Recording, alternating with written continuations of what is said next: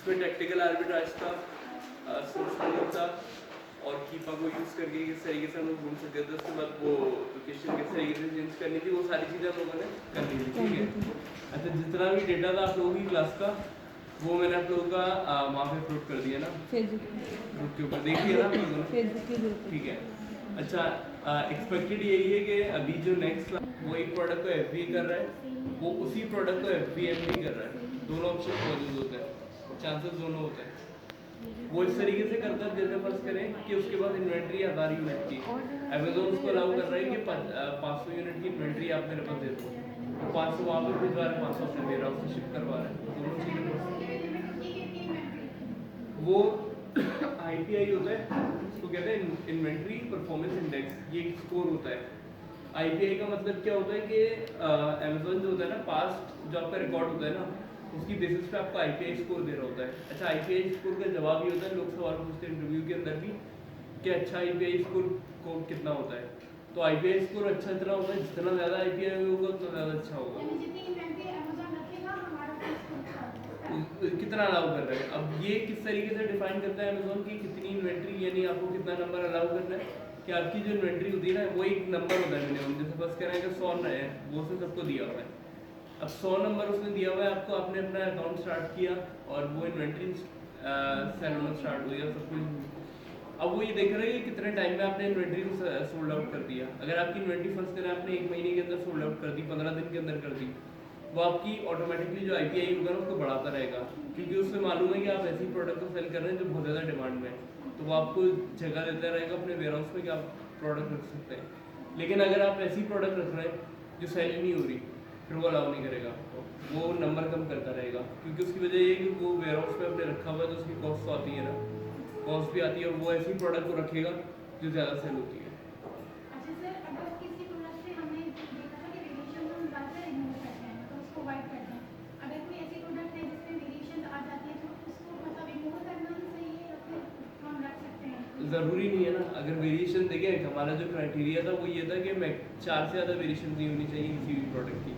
ठीक है। सर लेकिन जैसे क्लोथिंग का ब्रांड है उसमें बहुत ज़्यादा वेरिएशन है। तो क्लोथिंग में तो बहुत वेरिएशन होती है, उसकी वजह ये कलर की भी होती है, साइज़ की भी होती है, फिर कभी कभी डिज़ाइन की भी वेरिएशन आ जाती है, तो क्लोथिंग के अंदर तो बहुत ज़्यादा वेरिएशन होती है। लेकिन एक चीज़ ये ना, एक मिसाल है, अगर क्लोथिंग के अंदर भी आपको अगर फर्ज करें एक प्रोडक्ट मिल रही है और वो नाइकी का ब्रांड है इस टाइप का, या एडिडास का ब्रांड है, इतना बड़ा ब्रांड है, एक मिसाल दे रहा हूँ, अगर वहाँ पे आपको वो मिल रहा है, वहाँ पे प्रॉफिट मार्जिन भी ज़्यादा है, तो वहाँ पे ट्राई कर लेते हैं। तरीका फिर क्या होता है कि उसमें से चेक करते हैं कि जो कौन सी वेरिएशन सबसे ज़्यादा सेल हो रही है और कितनी हो रही है। सर तो हम ऑर्डर करते वक्त उसी वेरिएशन को उसी वेरिएशन को ऑर्डर करते हैं, हमें सारी वेरिएशन को नहीं ऑर्डर करनी होगी। किस चीज़ को? मतलब अगर एक प्रोडक्ट है उसमें बहुत सारी वेरिएशन है और उसमें से सबसे ज़्यादा जो वेरिएशन सेल आउट हो रही है तो हम उसी वेरिएशन को ऑर्डर करते हैं ना, जब अगर मैं ऑर्डर कर रही हूँ जरूरी नहीं है सारी वेरिएशन। नहीं, सबको क्यों करेंगे, जो वेरिएशन सबसे ज़्यादा सेल हो रही होगी उसी को करेंगे ना। अब हो सकता है उसमें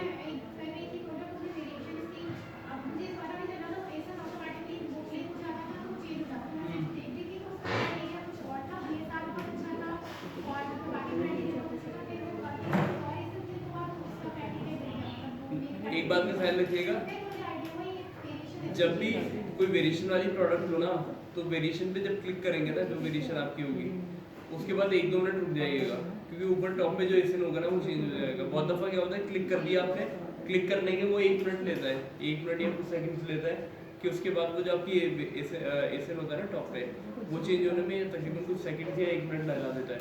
अब लोग करते गए उस पर क्लिक किया और जल्दी से कॉपी कर लिया, वो होता क्या, वो चेंज हुआ नहीं होता है ऊपर से एसन, और वो फिर मसला हो जाता है, वो देखते कुछ और निकल के कुछ और है। उसको तो करना मसला नहीं है।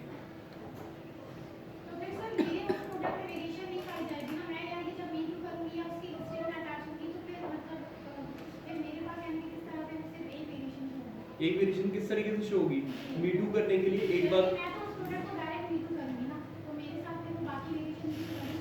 एक मिनट मैं देखा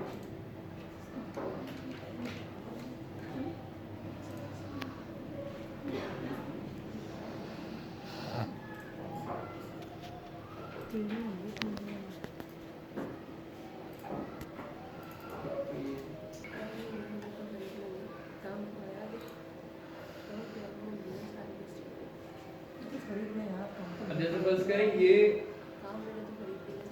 जो वो है प्रोडक्ट है, ठीक है, इसकी इतनी सारी वेरिएशन है।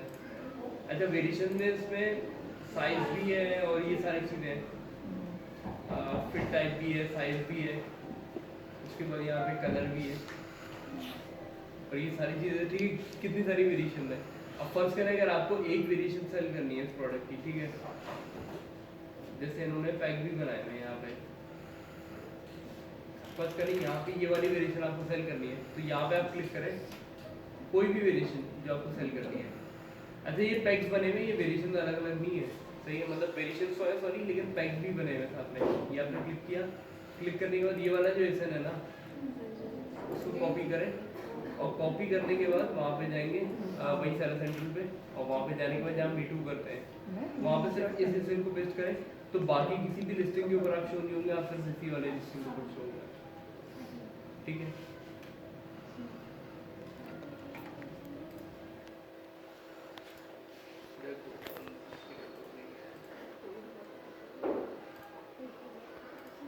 अच्छा, ये मोबाइल है तो इसकी जरूरत नहीं है।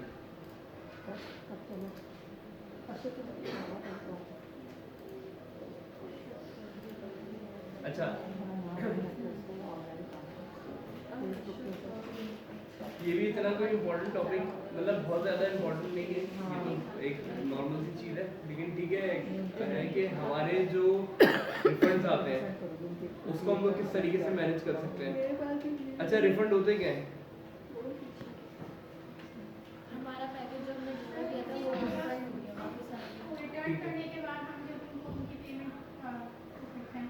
सही है। रिफंड का मतलब ये होता है कि जो फंड्स होते हैं ना वो हमें रिटर्न करने पड़ते हैं, यानी कि अगर फर्ज करें कि कोई प्रोडक्ट भेजा ना हमने किसी को और उसके अंदर कोई मसला आ गया तो वो हमें रिटर्न करना पड़ेगा प्रोडक्ट उसको, यानी कि प्रोडक्ट वापस देना पड़ेगा और पैसे उसको देने पड़ेंगे, ठीक है। तो ये जो है ये रिफंड होता है, ठीक है। अच्छा, रिफंड होता क्या है? Efficient return management is called maintaining customer satisfaction and building trust. Amazon policies guidelines are providing a positive shopping experience, ठीक है। एक बात का ध्यान रखिएगा अमेज़ॉन के ऊपर, अमेज़ॉन की जो पॉलिसी है ना वो एक बात बोलती है कस्टमर रखेंगे, यानी कि कस्टमर जो बात बोल रहा है ना वो सही है और कस्टमर जो चीज़ बोल रहा है कि गलत है वो गलत है, सही है। बहुत दफ़ा क्या होता है पाकिस्तान के अंदर देख लें, अगर आप पाकिस्तान में जो लोग ऑनलाइन शॉपिंग करते हैं स्पेशली जो शॉपिफाई वगैरह से या फेसबुक से चीज़ें खरीद रहे होते हैं, वहाँ सबसे बड़ा जो मसला आता है वो आता है रिटर्न का है कि प्रोडक्ट तो उन्होंने खरीद ली, अब वो जो चीज़ें भिजवा रहे होते हैं, जैसे उन्होंने फर्स्ट कहना बॉक्स के अंदर कुछ भी रखवा के भिजवा दिया कि आपने ऑर्डर कुछ किया उन्होंने अंदर कुछ और रख के दे दिया, उनको टेंशन इसलिए नहीं होती क्योंकि उनको मालूम होता है कि उनकी जो रिटर्न और रिफंड की जो पॉलिसीज़ है वही बहुत वीक है, तो उन्हें वापस करने की चीज़ की ज़रूरत ही नहीं पड़ेगी। लेकिन अमेज़ॉन पे ऐसा नहीं होता। अमेज़ॉन पे ऐसा भी होता है कि बहुत सारे लोग होते हैं जो प्रोडक्ट्स होती है ना वो महंगी प्रोडक्ट्स ऑर्डर कर लेते हैं और फिर उसको भी रिफंड करा लेते हैं, और जो सेलर होता है उसको वो मना नहीं कर सकता, ठीक है। बहुत सारे लोगों को देखा आप लोगों ने यहाँ पे स्पेशली शेरशाह जो इलाका है कराची में ही है, उसकी साइड पे जहाँ इलेक्ट्रॉनिक्स का सामान और मार्केट मिलती है वहाँ पे बहुत सारे लोग हैं, वो लोग पूरे बिजनेस मॉडल चला रहे होते हैं लोकल मार्केट के अंदर, वो लोग चीज़ें मंगा रहे होते हैं और मंगाने के बाद यहाँ पे बेच रहे होते हैं बहुत कम प्राइसेस पे। आप उनसे पूछो प्राइस कि कोई भी प्रोडक्ट वो मंगा रहे हैं या कोई भी चीज़ें वो लोग वहाँ पे मंगा रहे हैं किस तरीके से आ रही हैं, इतनी सस्ती कैसे दे रहे हैं, तो बोलते हैं हम बाहर से शिपमेंट मंगाते हैं। वो ज़्यादातर 90% जो चीज़ें होती हैं वो अमेज़ोन की प्रोडक्ट्स होती हैं, ठीक है। अब वो अमेज़ोन की प्रोडक्ट्स आती कैसी मैं बताता हूँ अभी आप लोगों को, ठीक है। अच्छा, एक चीज़ सबसे ज़्यादा इम्पोर्टेंट है कि अमेज़ोन की जो रिटर्न पॉलिसी रिफंड पॉलिसी है ना इसको हमेशा काम करने से पहले ना पढ़ लें। अच्छा, ये मिलेगी कहाँ? वैसे सेल सेंटर से मिलती है।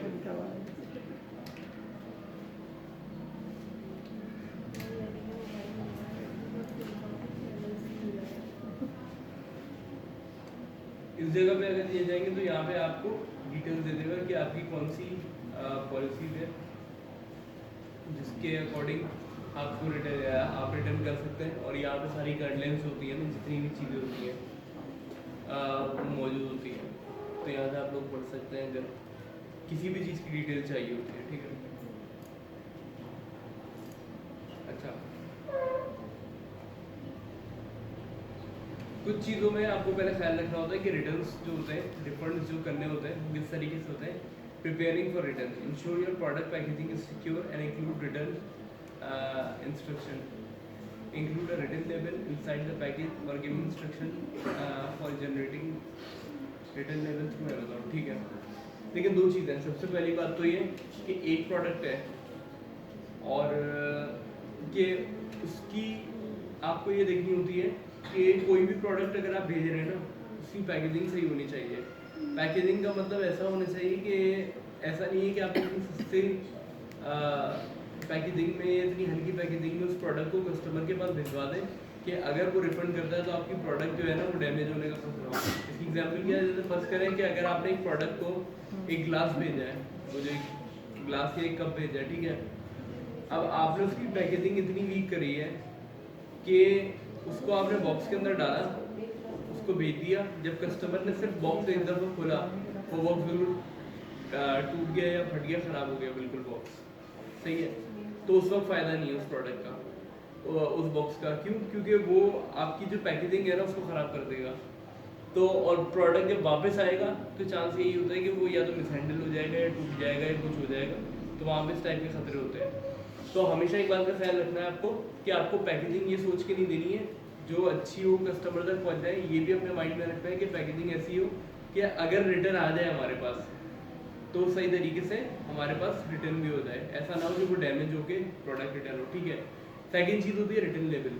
अच्छा, रिटर्न लेबल जो होता है वो अमेज़ॉन हमें जनरेट करके देता है. रिटर्न लेबल का काम क्या होता है कि जैसे हम लोग एक प्रोडक्ट होती है ना, उसको जब हम लोग बना रहे होते हैं तो हमारा एक शिपिंग लेबल लगता है. शिपिंग लेबल याद है ना, लास्ट क्लास में हम लोगों ने शिपिंग बैन में देखा था. तो शिपिंग लेवल लगता है जिससे हमें पता चलता है कि ये हमारी शिपमेंट है, यहाँ पे है, अभी यहाँ पे पहुँची है. ठीक है, इस तरीके से. रिटर्न लेवल का काम क्या होता है कि प्रोडक्ट पहुँच गई कस्टमर के पास, अब कस्टमर बोले रिटर्न करनी है इस प्रोडक्ट को, तो उस केस में जो लेवल हम उसके ऊपर लगाते हैं ना, ये अमेज़ॉन जनरेट करके देता है हमें. ये होता है रिटर्न लेवल. तो रिटर्न लेवल से फ़ायदा क्या होता है कि आप अपनी प्रोडक्ट को ट्रैक कर सकते हैं कि आपकी प्रोडक्ट इस वक्त कहाँ पे है, कहाँ पे आ रही है और किस स्टेज पे है, ताकि ऐसा ना हो कि रिटर्न के अंदर ही अगर वो गुम हो जाए तो आप उसको ढूंढ सकें. अगर कोई बड़ी प्रोडक्ट है तो वहाँ पे आपके लिए मसला सर होगा. रिटर्न लेवल किस स्टेप पे मिलेगा? मतलब कस्टमर अमेज़ॉन तक हमारा जब प्रोडक्ट वापस करेगा उस वक्त अमेज़ॉन देगा और देने के बाद ना वो होता ही है, पेज भी ज़्यादातर अमेज़ॉन खुद ही कर लेता है. यानी कि जब रिटर्न होता है ना, तो रिटर्न करने के लिए भी अमेज़ॉन का जो बंदा होता है वो जाता है उस प्रोडक्ट को उठाने के लिए, या तो वो खुद जाता है या यूपीसी जो उसका पार्टनर होता है ना वो जाता है. तो जब वो जाएगा ना, उसके दरवाजे पे जाएगा, तो वो वहीं पे ना वो रिटर्न लेवल उसके ऊपर पेस्ट कर देगा. ठीक है. सर ये एफबीए में तो इसका कोई काम नहीं ना, ये तो अमेज़ॉन जो भाग लेने बोली कि भाग सब कुछ हो किस चीज़ जाएगा. का? एफबीए में तो इसका कोई काम नहीं. नहीं, एफबीए में वैसे काम होता नहीं है इसका रिटर्न लेवल का. एफबीए में खुद ही मैनेज कर होता है. लेकिन अगर हम खुद रिटर्न कर रहे हैं ना, तो उस वक्त ये होगा कि जो लेवल होगा ना वो फिर हम खुद लगाएंगे. एफबीए में इतना इंपॉर्टेंट नहीं होता है, एफबीएम के अंदर ज़्यादा इंपॉर्टेंट होता है. किस चीज़ का?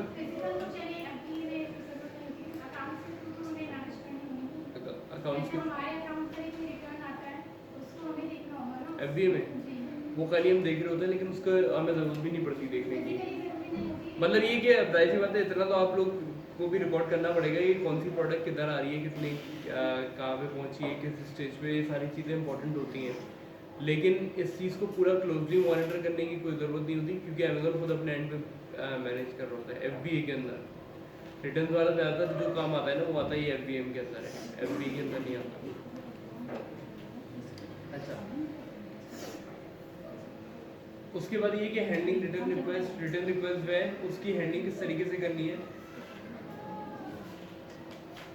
Modern respond promptly to return request to Amazon seller centre. ठीक है. Evaluate the reason for the return such as defected, wrong item ship और कस्टमर चेंज ऑफ माइंड. अच्छा, सबसे पहली बात तो ये है कि यहाँ पे जो मसला आता है ना एफबीएम के अंदर, वो आता है कि रिटर्न की जो रिक्वेस्ट होती है ना आपको हैंडल करनी पड़ती है अमेज़ॉन के सेलर सेंटर से. यानी कि अमेज़ॉन के सेलर सेंटर के ऊपर ना वो आपको बोलते हैं कि यार रिटर्न आ रहा है, तो उस रिटर्न ऐसा नहीं होता कि कस्टमर उठा के वापस कर दे. ज़्यादातर ये होता है कि वो आपको मैसेज करता है कि ऐसा ऐसा मसला हो गया. इस केस के अंदर क्या होता है, अगर आपकी प्रोडक्ट बहुत बड़ी नहीं होती, छोटी प्रोडक्ट है, जैसे उसके अंदर $2-4 की $5 की, अब रिटर्न अगर आपकी प्रोडक्ट की हो रही है तो वो तो आपके अकाउंट के ऊपर एक नेगेटिव स्ट्राइक दे रहा है ना, उसका तो नेगेटिव इम्पैक्ट आपके अकाउंट पे पड़ेगा. तो ज़्यादा लोग करते क्या हैं, कस्टमर को बोलते हैं काम करो मैं तुम्हारे पैसे रिफंड कर देता हूँ लेकिन प्रोडक्ट रिटर्न मत करो, यानी प्रोडक्ट भी रख लो पैसे भी रख लो अगर प्रोडक्ट छूटी होती है। तो इससे फ़ायदा क्या होता है कि आपके अकाउंट के ऊपर अगर कोई स्ट्राइक लग रही होती है ना नेगेटिव, वो बच जाती है। लेकिन बहुत दफ़ा ये होता है कि कस्टमर जो होता है ना वो रिटर्न कर देता है। इवन बहुत सारे ऐसे होते हैं कि वो पैसे भी ले लेते हैं फिर रिटर्न भी कर देते हैं बाद में। यानी कि उसमें ये होता है कि उनको डबल बेनिफिट होता है। डबल बेनिफिट का मतलब ये कि उन्होंने जो पेमेंट करी हुई है वो तो ऑनलाइन करी हुई है ना, जब प्रोडक्ट रिटर्न हो जाएगी तो उनको पैसे मिल जाएंगे उस प्रोडक्ट के। तो वो लोग करते क्या हैं कि यहाँ से सेलर से भी पैसे ले लेते हैं और वहाँ से जाके अमेजोन पे भी प्रोडक्ट भिजवा देते हैं। तो उससे होता है कि डबल डबल पैसे के चक्कर में लेकिन आपका जो अकाउंट होता है उसकी हेल्थ पे बहुत फर्क पड़ता है इससे। देखिए होता क्या है, अभी जो आप कर रहे हैं वो आप जो मेथड अप्लाई कर रहे हैं, जो मैंने बताया कि पैसे भी रख लो प्रोडक्ट भी रख लो, ये आउट ऑफ द वे जाके कर रहे हैं, ठीक है। ये जो होता है ना अमेजोन अलाउ नहीं करता, लेकिन लोग होता है ना खामोशी से जब एफबीएम के केसेस के अंदर, ठीक है। अब लोग करते क्या, लोग बोलते हैं यार प्रोडक्ट रिटर्न नहीं करो, प्रोडक्ट भी रख लो और एक काम करो पैसे भी रख लो, यानी कि मैं तुम्हें पैसे दे रहा हूँ, पेपैल से पेमेंट कर रहा हूँ, तुम्हारी डिटेल्स पे जितनी की प्रोडक्ट थी वो तुम रख लो और ये पैसे भी रख लो, ठीक है। होता क्या है, लोग करते क्या है, जो स्कैम करने के लिए बैठे हुए होते हैं वो पैसे तो ले लेते हैं पहले, फिर वो प्रोडक्ट रिटर्न भी कर देते हैं, ऑप्शन पे क्लिक कर देते हैं कि प्रोडक्ट रिटर्न कर लो। अब उससे होता है कि प्रोडक्ट भी रिटर्न हो जाती है, पैसे भी चले जाते हैं। ज़्यादातर होता नहीं है ये, लेकिन कुछ केसेस में लोग करने वाले ये भी कर लेते हैं, स्कैमर हर जगह ये होता है, ठीक है। उसके बाद evaluate the reason for the return. अच्छा, उसके बाद देखना है आपको कि रिटर्न का जो रीज़न है वो क्या है। अच्छा, रिटर्न के जो 3 मेन रीजन होते हैं, सही है। पहला रीज़न होता है डिफेक्टिव प्रोडक्ट। डिफेक्टिव प्रोडक्ट का मतलब ये कि कोई भी प्रोडक्ट उसने ऑर्डर करी, उसके बाद जो प्रोडक्ट जो पीस गया वो डिफेक्टेड था, यानी कि टूटा हुआ था, कोई भी ऐसी चीज़ थी जो यूजेबल फॉर्म में नहीं था, तो वो आता है डिफेक्टिव प्रोडक्ट के अंदर, ठीक है। सेकेंड चीज़ आती है रॉन्ग आइटम शिप, कि जो आइटम उसने शिप कर रहा था ना वो गलत था, यानी कि ऑर्डर उसने कुछ और किया, आपने कुछ और भेज दिया। जैसे फर्स्ट करें एफबीएम के अंदर अगर आप ऑर्डर कर रहे हैं, आपने मल्टीपल टाइप की शर्ट्स लगाएंगे, रेड ग्रीन ब्लू अलग टाइप की, उसमें आपसे स्मॉल साइज ऑर्डर किया, आपने मीडियम या लार्ज भेज दिया, सही है, तो ये रॉन्गली आइटम शिप हो जाएगा, तो ये भी एक गलत वो होता है रॉन्गली आइटम शिप। और लास्ट होता है कस्टमर्स चेंज ऑफ माइंड, कि कस्टमर ने अपना माइंड चेंज कर दिया। माइंड चेंज करने का मतलब, अच्छा रॉन्ग आइटम शिप का मतलब ये भी हो सकता है कि कलर चेंज हो गया। इवन बहुत सारे लोग ये करते हैं, अब यहाँ पे हम लोग जब काम करते थे लोकल मार्केट के अंदर, मैं 2020 के अंदर ऑनलाइन वो कर रहा था, एक दोस्त के साथ कर रहा था, प्रोजेक्ट था एक यूनिवर्सिटी का, उसमें हम लोगों ने एक स्टार्टअप करा था। हम लोग स्वेट शर्ट्स वगैरह हैं वो सेल करते थे ना ऑनलाइन। तो एक ऑर्डर आया कश्मीर से, अच्छा उसने नेवी ब्लू शर्ट का ऑर्डर दिया, वो हमारे पास ख़त्म हो गई। उसने बोला एक काम करो ब्लैक भेज दो, मैंने बोला पकड़ लेगा, बोला उसको पता भी नहीं चलेगा। हम लोगों ने ब्लैक भेज दी, उसने थैंक यू बोलना शुरू कर दिया ना कि तुमने बड़ी अच्छी प्रोडक्ट भेजी। उस बेचारे को एंड तक, चल बहुत बुरी बात है, लेकिन उसको एंड तक पता ही नहीं चला कि उसको भेज कर दिया। लेकिन वहाँ ये नहीं होता, उनको पता क्या एक्चुअली नेवी ब्लू और ब्लैक जो है ना वो नहीं, वो जो असल में बॉयल होता है ना, उनको यही फायदा होता है, उनको कलर पता नहीं चलता कि वो उसका भेज दिया, गन को देना पकड़ लेती है। लेकिन खैर ये बुरी बात है, मैं इसको प्रमोट नहीं कर रहा, लेकिन बात ये होता है कि बाहर मुल्कों में ना मसला ये नहीं होता, वो हर चीज़ को ना बहुत डीपली देखते हैं। अगर आपने डिस्क्रिप्शन के अंदर और ये सारी चीज़ें लिखी हुई है ना, तो वहीं पे आपको पकड़ लेंगे कि आपने लिखा क्या और आप भेज कर रहे हैं। तो अमेजोन के ऊपर ये चीज़ बहुत ज़्यादा कम होती है, ठीक है। उसके बाद है कि कस्टमर चेंज ऑफ माइंड, कि कस्टमर का जो माइंड है वो चेंज हो गया। जैसे कस्टमर ने एक प्रोडक्ट मंगाई, उसने बॉक्स खोला, देखा, लेकिन उसने बोला कि ठीक है मुझे इस प्रोडक्ट की ज़रूरत नहीं, उसे रिटर्न करवा दो। तो इन तीनों केसेस के अंदर ये प्रोडक्ट जो होती है वो रिटर्न हो जाती है, ठीक है। अच्छा, रिव्यू वैसे तो 30 डेज के अंदर हो जाता है इजीली, लेकिन एक होता है अमेजोन का A to Z claim. A to Z claim का मतलब ये कि कोई बड़ा क्लेम होता है ना अगर किसी प्रोडक्ट के ऊपर, तो उसमें उसके पास टाइम होता है 90 डेज का कस्टमर के पास। A to Z क्लेम ये नाम होता है कि अगर इस टाइप का कोई क्लेम खुल गया ना, तो फिर वो 90 डेज के अंदर बोलता है कि आप रिटर्न कर सकते हैं प्रोडक्ट।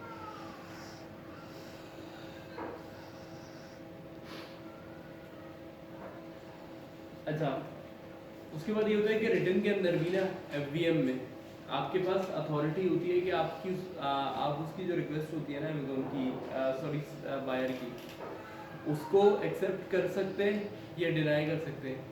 अब जैसे फर्ज करेंगे अगर एक बंदा है वो आपको अपनी प्रोडक्ट बोल रहा है कि आप इसको रिटर्न कर लें, लेकिन उसकी जो कंडीशन है, कंडीशन इस तरीके की हुई है कि उसने उसको सही तरीके से यूज़ किया हुआ है।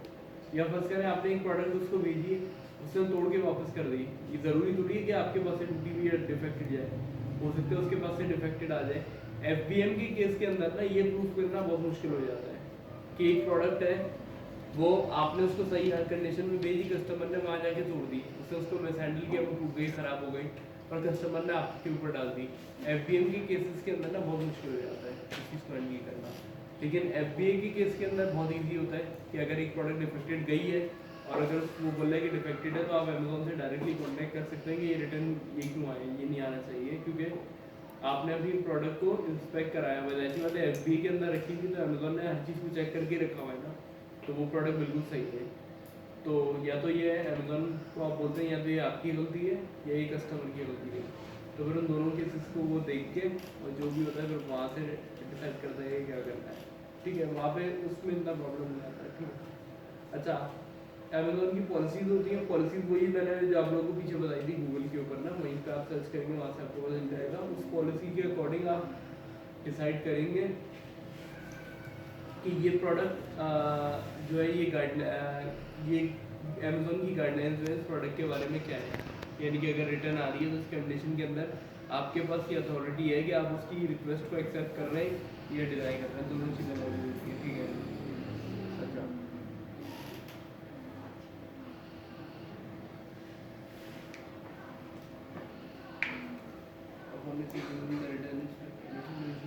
ठीक है, दो चीज़ों का ख्याल करना होता है रिटर्न के टाइम पे। सबसे पहली बात तो ये कि अगर आपने रिटर्न जो होता है ऑथराइज करते हैं, यानी कि अगर कस्टमर ने आपको एक प्रोडक्ट दी है कि इसको रिटर्न करनी है और आपने उसकी जो ये रिक्वेस्ट है उसको ऑथराइज कर दिया कि ठीक है प्रोडक्ट को मैं रिटर्न जो है उसको एक्सेप्ट करें, तो उसके अंदर क्लियर इंस्ट्रक्शन देनी है कि किस तरीके से उस प्रोडक्ट को रिटर्न कराना है। यानी कि कस्टमर को आपको पूरा गाइड करना पड़ेगा कि ये प्रोडक्ट किस तरीके से रिटर्न होगी, कि आपको इस जगह पे जाना है, वहाँ पे जाने के बाद रिटर्न की रिक्वेस्ट जनरेट करनी है। तो ये आपकी जिम्मेदारी है, आप कस्टमर को पूरा बताएंगे कि पूरा प्रोसेस क्या होगा। ठीक है। और प्रोडक्ट के रिटर्न के बाद आपको उसको पूरा इंस्पेक्ट करना पड़ेगा। बहुत दफ़ा क्या होता है कि स्कैम जो होता है ना, देखिए दोनों साइड पे होता है, बायर साइड पे भी होता है, सेलर साइड पे भी होता है। आपने आईफोन ऑर्डर करा, ठीक है, आईफोन ऑर्डर किया, वहाँ से चला गया, उसके पास कस्टमर के पास बॉक्स खोला, उसने आईफोन निकाल लिया अंदर से, उसने बॉक्स के अंदर एक डमी आईफोन रखा, उसको पैक किया और बोला रिटर्न कर लो। ये पॉसिबिलिटी भी होती है। तो सारी चीज़ों को आपको खुद इंस्पेक्ट करना पड़ता है मैनुअली। ठीक है, पूरा बॉक्स वगैरह खोल के और चीज़ को आप इंस्पेक्ट करते हैं। ठीक है। उसके बाद if the return is valid process the refund promptly using the appropriate method. अच्छा, जो अगर आपका जो कस्टमर होता है उसका जो रिफ़ंड होता है, अगर उसका जो रीज़न होता है वो सही होता है, यानी कि जेन्युइन मेथड होता है, वो होता है, रीज़न होता है, तो उस केस में आप क्या कर सकते हैं कि आप उस केस में अगर आपका रिफ़ंड आएगा तो आपको उसको फ़ौरन पेमेंट करनी होगी। फ़ौरन पेमेंट करने का मतलब ये कि जिस मेथड पे उसने पेमेंट करी होगी ना, जैसे बस करें कि अगर उसने एक अकाउंट में पेमेंट करी है, पेपैल के एक अकाउंट से आपके अकाउंट में पेमेंट की है, तो आपको उसी अकाउंट के अंदर रिफ़ंड करना होगा। वो जो प्रोडक्ट होगी ना, उसी प्रोडक्ट के आपको रिफ़ंड करना होगा उसी जगह पे। ऐसा नहीं हो सकता कि कस्टमर आपको बोले कि एक काम करो इस अकाउंट पे पेमेंट कर देना दूसरे वाले पे, या मुझे किसी और को पेमेंट करनी है तो यहाँ पे इतने पैसे ट्रांसफ़र करोगे। जिस अकाउंट से उसने आपको पेमेंट करी है उसी अकाउंट पे आप ट्रांसफ़र करेंगे पैसे वापस। ठीक है। और जो भी अपडेट्स होंगी, जो भी प्रोसेस होगा रिफ़ंड का, वो सारी अपडेट्स आप कस्टमर को देते रहेंगे। ठीक है। अच्छा, automatic return refund management system भी होता है कि यहाँ पे अमेज़ॉन जो होता है ना, यहाँ पे आप अमेज़ॉन को अथॉरिटी दे देते हैं कि अमेज़ॉन जो होता है ना खुद मैनेज कर रहा था, इसकी ज़रूरत नहीं पड़ती। उसकी वजह ये कि कोई भी रिटर्न होता है ना, लोग उस पर प्रेफर करते हैं कि खुद से उस चीज़ को उस केस को देखें बजाय इसके कि अमेजोन के हाथ में दे दें, वरना अमेजोन तो अलाउ करता रहेगा कि ये लोग लेते रहो ज़्यादा रिटर्न्स को, तो आपके पास से जो अपना चेक एंड बैलेंस है ना वो बहुत कम हो जाता है। तो कोशिश ये करनी है कि ऑटोमेटिक जो रिटर्न रिफंड मेथड जो होता है ना उससे दूर ही रहना, उसको ज़्यादा यूज़ नहीं करना। अच्छा, अब आ गया नेगेटिव रिव्यूज़ कि अगर हमारे अकाउंट के ऊपर या कोई नेगेटिव रिव्यू आ गया। अच्छा, नेगेटिव रिव्यूज़ जब आते हैं ना ज़्यादा आता है ना, हमारा अकाउंट डीएक्टिवेट होने का चांस होता है। तो नेगेटिव रिव्यूज़ जो होते हैं ना उसका इम्पैक्ट जो होता है अच्छा नहीं होता अकाउंट के ऊपर। अच्छा, लेकिन नेगेटिव रिव्यू को हम हटा भी सकते हैं, यानी कि अगर हमारे अकाउंट के ऊपर नेगेटिव रिव्यू आ गया है तो उसको हम हटा भी सकते हैं, वो डिपेंड करता है सिचुएशन क्या है। अच्छा, अकाउंट हेल्थ का जो सेक्शन होता है ना उसके अंदर अगर आप जाएंगे, आप मेन्यू पे गए, परफॉर्मेंस पे गए, परफॉर्मेंस के बाद होता है अकाउंट हेल्थ का सेक्शन, उस पर क्लिक करेंगे वो आपको बता देगा कि अकाउंट हेल्थ आपकी कितनी है, ठीक है। अच्छा, पहली चीज़ जो है ना सबसे ज़्यादा खतरनाक होती है, ये होती है ओडीआर। ओडीआर का मतलब होता है ऑर्डर डिफेक्ट रेट। ये हम लोगों ने पहले भी देखा था क्लास में, एक का दफ़ा क्लास में मैंने पहले भी बताया था ओडीआर क्या होता है, ऑर्डर डिफेक्ट रेट होता है। ऑर्डर डिफेक्ट रेट का काम क्या होता है कि प्रोडक्ट आप जो भेज रहे हैं उसमें से डिफेक्टेड पीस कितने निकल रहे हैं, ये ओडीआर के अंदर होता है। एफबीए के अंदर ये वाले मसले नहीं आते ओडीआर वाले, क्यों? क्योंकि अगर एफबीआर के अंदर आपकी प्रोडक्ट डिफेक्टेड होगी ना, अमेजोन उसको लाइव ही नहीं होने देगा, पहले अनफुलफिलेबल में डाल देगा। तो अमेजोन में अगर प्रोडक्ट एक बार लाइव हो गई है उसके बाद वो ओडीआर वाला मसला तो वहाँ पे नहीं आ सकता, ठीक है। लेकिन यहाँ पे जो है एफबीएम के अंदर ओडीआर वाले मसले आते हैं। अच्छा, ओडीआर का तरीका क्या होता है, ये हमेशा 1% से कम होना चाहिए। अगर ये 1% से ज़्यादा हो गया तब आपके ऊपर अकाउंट के ऊपर वार्निंग आ जाएगी। और उसमें होता है ये कि जब ओडीआर बढ़ जाता है ना तो वो जो बाय बॉक्स उड़ा हुआ होता है ना लिस्टिंग्स के ऊपर, जो बाय बॉक्स नहीं होता, एक मेन रीज़न ये होती है कि ओडीआर उनका ज़्यादा होता है। अच्छा, ओडीआर अगर बढ़ा हुआ होता है उसको कम कैसे कर सकते हैं? फर्स्ट करें, ओडीआर अगर बढ़ा हुआ आ गया किसी अकाउंट के ऊपर और उसको अभी हमें कम करना है, तो हम कम किस तरीके से करेंगे? ओडीआर समझ में आ गया? किस चीज़ पे? 1% से बढ़ जाएगा ना तो बाय बॉक्स से। सर, आप फेक रिव्यू लेंगे?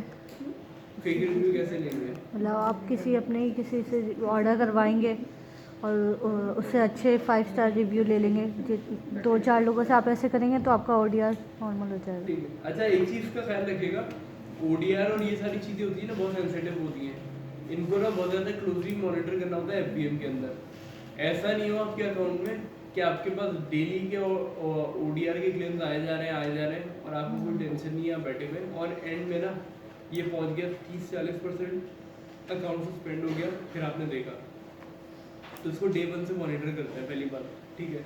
दूसरी बात ये कि ओडीआर जो है यहाँ पे लिखा हुआ है 1% से ज़्यादा। 1% से ज़्यादा का मतलब क्या है कि जो भी प्रोडक्ट है, यानी कि जितनी भी सेल हुई है आपकी, फर्स्ट करें अगर आपने 100 ऑर्डर्स बेचे एक प्रोडक्ट के, ठीक है, उसमें से अगर एक प्रोडक्ट जो है वो आपका डिफेक्टेड निकलता है तो आपका ओडीआर कितना हो जाएगा? 1%। ओडीआर होना चाहिए 1 से कम, ठीक है। तो यहाँ पे आपके पास एक रेड फ्लैग आ जाएगा, सही है, समझ में आ रहा है? Yes sir. यानी कि अगर 100 प्रोडक्ट आपने बेचे हैं उसमें से अगर एक डिफेक्टेड आ गया जिसमें एक पे ओडीआर क्लेम आ गया तो आपका 1% क्लेम हो गया। अब आपको 1% का क्लेम हटाना है तो आप किस तरीके से हटाएंगे?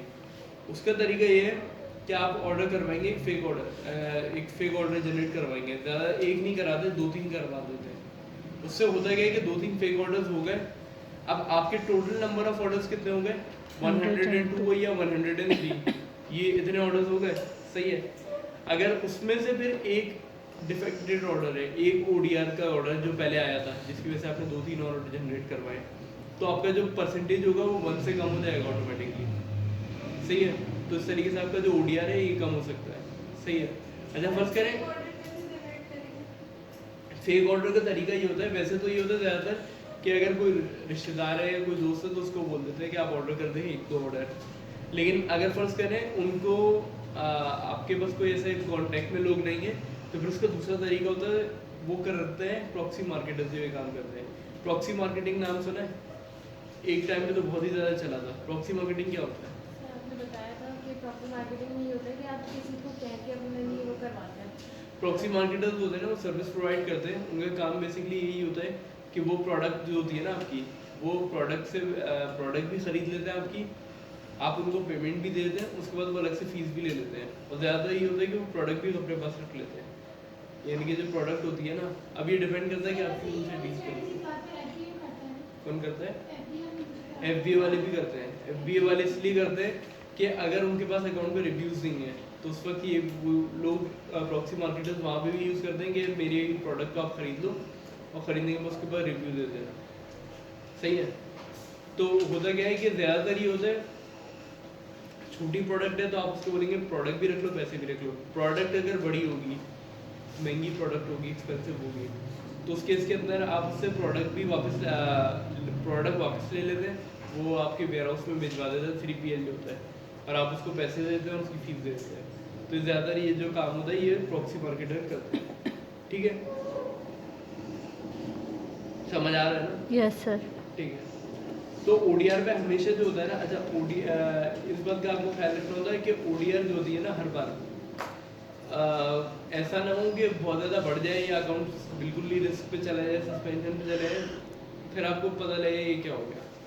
तो ODR और ये सारी चीज़ों को FBA में मॉनिटर करना पड़ता है। FBA में हमें ज़रूरत नहीं पड़ती, क्योंकि वही वाली बात कि प्रोडक्ट अगर अमेज़ोन पे पहुंची भी और लाइव हुई भी है, फिर तो कोई टेंशन वाली बात नहीं है। फिर तो अगर कोई मसला होगा भी तो वो अमेज़ोन अपने एंड को खुद ही देख लेगा। ठीक है। अच्छा, अगर फर्ज करें कोई बड़ी प्रोडक्ट है,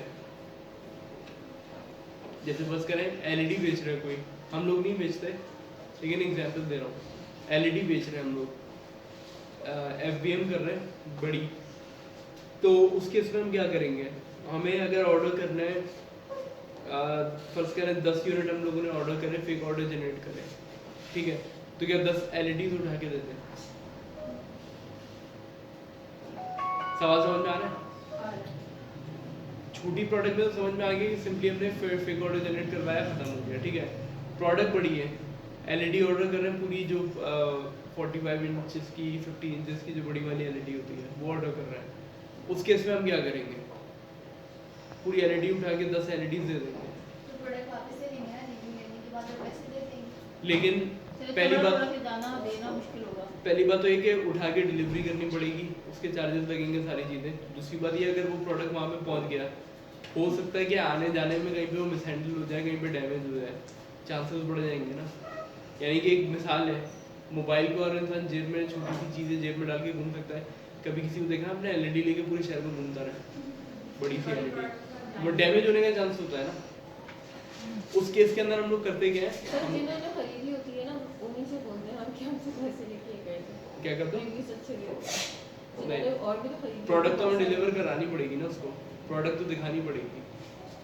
अच्छा, FBM के अंदर हम प्रोडक्ट डिलीवर करा रहे हैं नहीं करा रहे हैं, देखिए अमेज़ोन जो है ना, वो उसको नहीं पता, वो एक्सरे नहीं निकाल रहा है किसी बॉक्स से।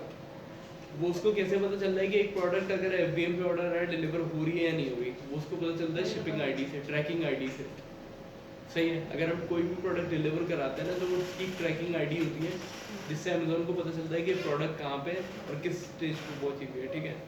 लेकिन वो जो ट्रैकिंग ID होती है ना, हमेशा एक बात याद रखिएगा, उस ट्रैकिंग ID से ये कोई पता नहीं लगा सकता कि बॉक्स के अंदर क्या है। सर जैसे हम दराज से भी मंगाते हैं, हमारा पार्सल लेट हो जाता है, तो वो जो स्टोर वाले हैं वो हमें ट्रैकिंग ID देते हैं, ट्रैकिंग ID से हमें पता चल जाता है। लेकिन ये आपको नहीं पता चलता है कि उसके अंदर है क्या, वो लिखा हुआ वही आ रहा होता है जो आपने ऑर्डर किया है। लेकिन बहुत हद तक चांस ये होता है कि जब आप खोलेंगे तो अंदर से हो सकता है कुछ और भी निकल के आ जाए, तो पॉसिबिलिटीज दोनों होती है। तो उस केस के अंदर क्या होगा? होता क्या है कि लोग बॉक्स उतना ही बड़ा मंगाते हैं, सही है, क्योंकि बॉक्स की डायमेंशन वगैरह तो देनी होती है ना, लेकिन अंदर कोई छोटी सी चीज़ रख देते हैं या उस बॉक्स को खाली भी छोड़ देते हैं कुछ केसेस के अंदर, और बोलते हैं कि ट्रैकिंग ID उसके ऊपर लगा देते हैं। अब ऑर्डर आता है, ऑर्डर आने के बाद ट्रैकिंग ID लगी हुई होती है, वो खाली FBA में ज़रूरत ही नहीं है ना, FBA में ये मसला ही नहीं आएगा। खुद ही कर रहे हैं, FBA वालों को करना FBA खुद ही कर रहे हैं ना। फेक रिव्यूज चाहिए, लेकिन प्रोडक्ट LED है, बड़ी है। सही है। उस केस के अंदर ये होता है कि अगर FBA के अंदर हमें फेक रिव्यूज़ चाहिए होते हैं और पहली बात तो ये कि FBA के अंदर ना हम एनालिटिक्स कभी भी रखते नहीं हैं, क्योंकि वो प्रोडक्ट बहुत बड़ी हो जाएगी। अगर उसको हमने FBA के अंदर रख दिया ना तो हमारी शिपिंग कॉस्ट और दूसरी चीज़ें जो है ना वो इतनी। स्टार्टिंग में इस सवाल का जवाब दिया था कि उन्होंने पूछा था कि FBA का और FBA हम कर सकते हैं अलग अलग प्रोडक्ट को, तो मैंने बोला था एक ही प्रोडक्ट को हम FBA भी कर सकते हैं, FBM भी कर सकते हैं। तो लोग करते गए कि लोग उस प्रोडक्ट को FBM भी कर देते हैं उसी प्रोडक्ट को, और FBA भी होती है। तो जो रिव्यूज़ जनरेट कर रहे होते हैं ना वो FBM के थ्रू जनरेट कर रहे होते हैं। अब ऐसे में तो रिव्यू जो आ रहा है वो तो आपके अकाउंट के ऊपर ही आ रहा है ना, उसको FBA FBM से मतलब थोड़ी है। तो रिव्यूज़ आना स्टार्ट हो जाएंगे तो वहाँ से करते हैं, स्ट्रैटेजी यही वाली अप्लाई होती है, ठीक है। तो एक फेक ऑर्डर जनरेट करवा के और वहाँ से उसके ऊपर ट्रैकिंग आईडी लग जाती है और वहीं से उस प्रोडक्ट को ट्रांसफ़र करवा देता है, ठीक है।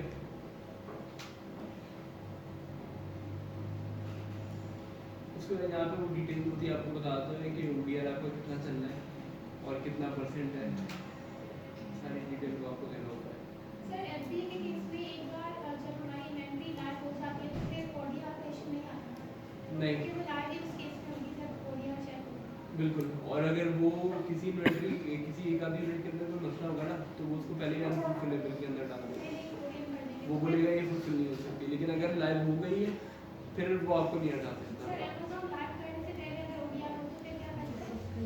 अनफुलफिलेबल के अंदर डालता है। फिर वो या तो बोलते हैं रिटर्न करवा दो, या फिर वो बोलता है कि इसको डिस्पोज करवा दो, या वो बोलता है कि इसको सेल करवा दो, ठीक है। बाकी उसके अंदर और ड्राई क्लास हो रही है, नहीं आ रही। ड्राई बाकी रिफंड्स के अंदर और कोई चीज़ नहीं होती। FBA के अंदर रिफंड के मसले नहीं होते हमारे, ठीक है। ये वाली साइड में मैंने पूरा कर दी है, हाँ सारी कर दी।